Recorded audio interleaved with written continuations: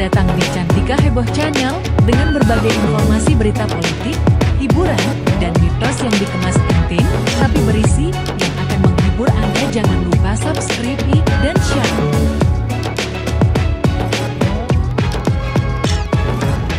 Indonesia punya ragam budaya yang kaya. Bahkan hingga dunia tak kasat mata alias jagading lelembut. Masyarakat Jawa pada umumnya menyebut lelembut sebagai hantu, dedemit, setan, momok, memedi dan lain sebagainya. Tak hanya sebutannya, setiap daerah pun punya ragam wujud dan sosok lelembut yang berbeda-beda.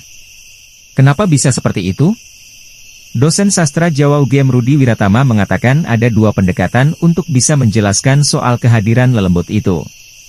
Pertama, dari ilmu neuroscience atau ilmu tentang syaraf yang dianggap bagian dari fenomena biasa. Yakni ketika gelombang elektromagnetik otak tidak stabil kemudian lonjakan gelombang itu bisa ditangkap oleh otak manusia kemudian ditransmisikan dalam bentuk halusinasi. Penglihatan tentang makhluk gaib kan macam-macam. Tanggapan para ilmuwan ada yang mengatakan kalau itu gelombang elektromagnetik otak kita masing-masing. Kalau pas kacau itu tiba-tiba bisa weruh-weruhan. Jadi bisa aslinya nggak ada tapi kelihatan ada, kadang kalau nampak juga sekelebat putih. Kayak Rudi saat dihubungi wartawan, Jumat, 25 Februari 2022. Kalau yang sampai nyapakan jarang ada orang yang melihat dalam bentuk nyata dalam artian lengkap detail, jarang, imbuhnya. Kemudian faktor kedua yakni terkait kebudayaan. Dalam artian manusia sebagai makhluk yang beradab, bagian dari peradaban itu pasti menangkap dan menyerap fenomena-fenomena yang ada di sekitar.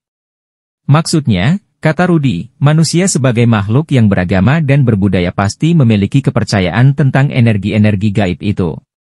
Apakah itu jin kemudian diterjemahkan sesuai konteks kebudayaan masing-masing. Oleh karena itu kalau ke Cina tidak akan bertemu dengan hantu pocong.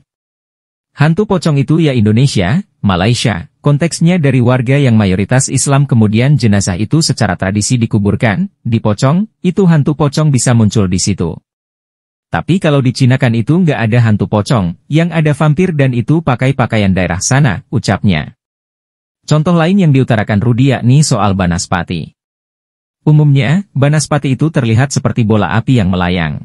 Akan tetapi terkadang diilustrasikan sebagai kepalanya raksasa, atau seperti juga rambut geni, rambut api, yang jalannya terbalik dan lain sebagainya. Itu juga bagian dari fenomena budaya yang ada di masyarakat. Makanya, tiap-tiap daerah itu bentuknya beda-beda, ujarnya.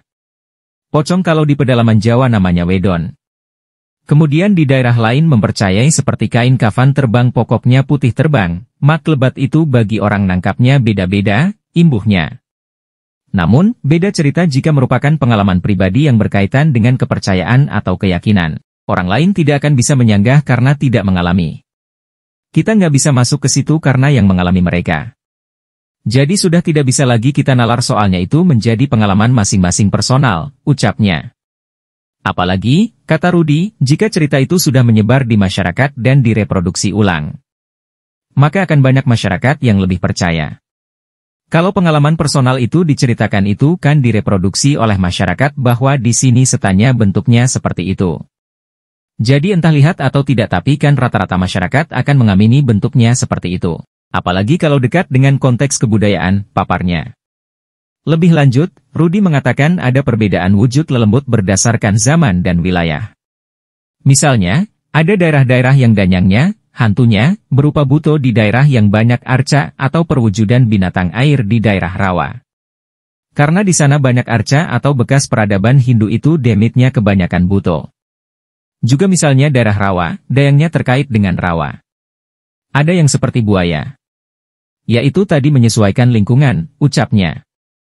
Oleh karena itu, Rudi menegaskan citraan masyarakat terhadap lelembut bergantung kepada segi penyesuaian lanskape kebudayaan daerah. Saya kira Jogja itu banyak, tiap daerah, sekitar Parangtritis siapa, Gunung Kidul siapa saya tidak hafal, dan itu berkembang sesuai zaman, katanya. Dikatakan Rudi, di Indonesia selain literatur, Serat Kidungan, yang ditulis oleh Ki Ronggo Sutrasno yang diterbitkan oleh penerbit Tan Gan Sui, Kediri, tahun 1929. Ada juga karya yang ditulis oleh Ki Widi Prayitno yang mengulik soal jagading lelembut. Ada serat namanya Sejarah Jin itu karyanya Ki Widi Prayitno dari Sentolo, Kulon Progo. Itu ditulis tahun 1920-an, Sejarah Jin atau Sejarah Lelembut. Itu naskahnya di Leiden ada di Perpustakaan Nasional ada, itu beberapa jilid, pungkasnya. Detik.com. Jadi bagaimana menurut Anda?